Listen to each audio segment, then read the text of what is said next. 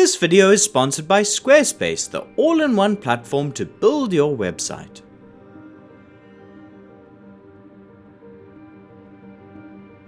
Before a single frame of a feature film is shot, you may find the director of photography in a darkened room, staring at a monitor watching test footage. This less glamorous process is still an incredibly creatively and technically important part of pre-production. Today we'll go over camera tests, what they are, why industry productions do them, and how you can use them to find the visual language of your film before the first day of shooting. On a film set, time is often the most expensive resource. Every minute spent debating a filter choice or wondering how a specific lens reacts to a light is a minute taken away from the actors and the story. Camera tests are the foundation of a smooth production. They represent the transition from abstract ideas in a script to the tangible reality of the screen. You may have heard the terms camera test and gear check used interchangeably, but they serve two very different purposes in the production pipeline. A camera test is a creative exploration. It involves shooting clips on digital or film cameras to evaluate how different combinations of tools translate to a specific look. This may involve experimentation with different lenses and filters, comparing the sharpness of modern glass against the character of vintage lenses, or seeing how different diffusion filters affect the highlights, or testing different cameras and film stocks to evaluate dynamic range, color reproduction, noise, or the grain structure of various film stocks. Lighting ratios can also be tested to get a sense of how much shadow or lack thereof the director is partial to by illuminating shots with different strengths of key or fill light.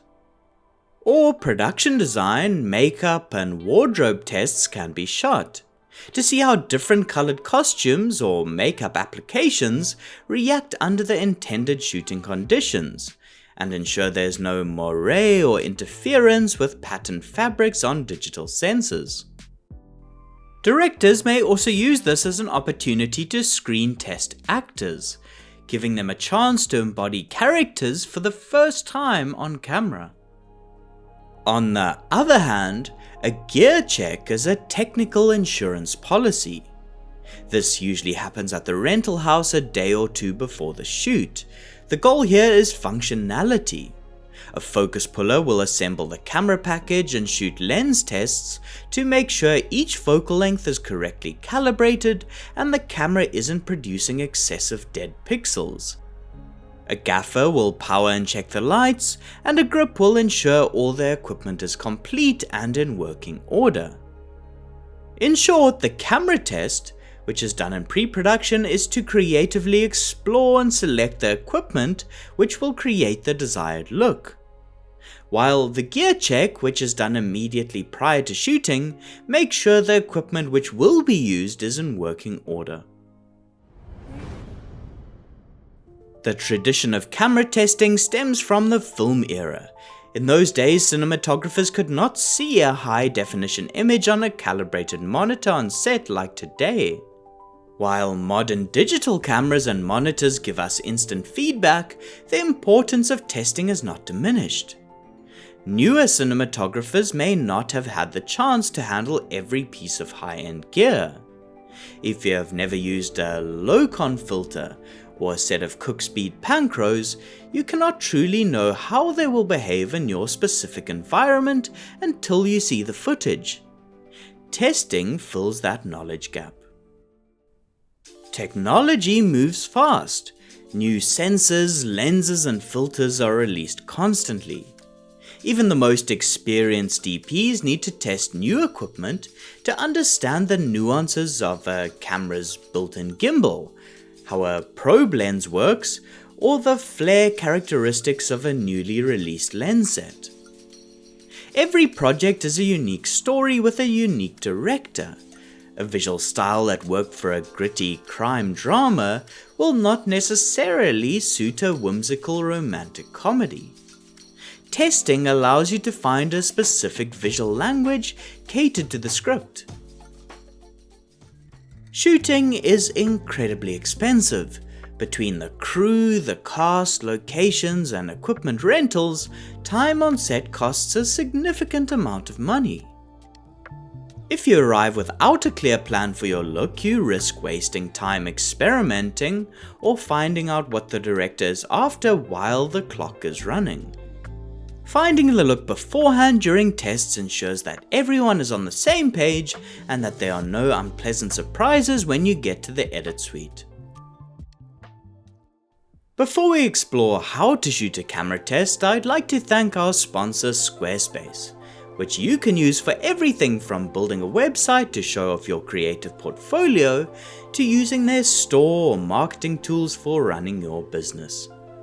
With Squarespace, you can engage your audience and advertise your business, whether you sell products, content you create via their video pages, or your skill set. It's easy to get started with their templates or Blueprint AI, which you can customize to fit your needs. Then use their SEO tools to show up more in search and get eyes onto your work. Head to squarespace.com for a free trial, and when you're ready to launch, go to squarespace.com/indepthcine to save 10% off your first purchase of a website or domain.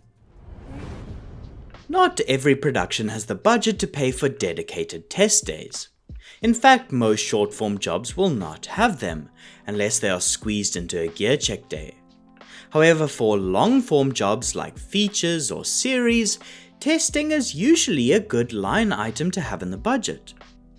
If you are working on a smaller indie project, leverage your relationship with a gear rental house. If you have a good relationship with them, many rental houses will be happy to let you test equipment in-house for free if you ask nicely and the gear's available. For larger jobs, you should coordinate with the production company to include a test day as part of the rental agreement.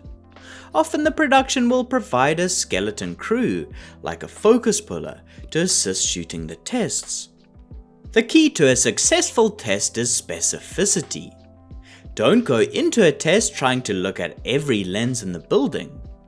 Identify the gear you are interested in beforehand, either from experience or by seeking out gear tests online. Remember, your job is to provide a visual perspective. Come up with a creative concept first, then test to see if specific gear can practically execute that look. Rental houses are also a wealth of knowledge. They can often suggest a gear package that fits your budget or offer technical advice on what equipment might suit the specific look you're after.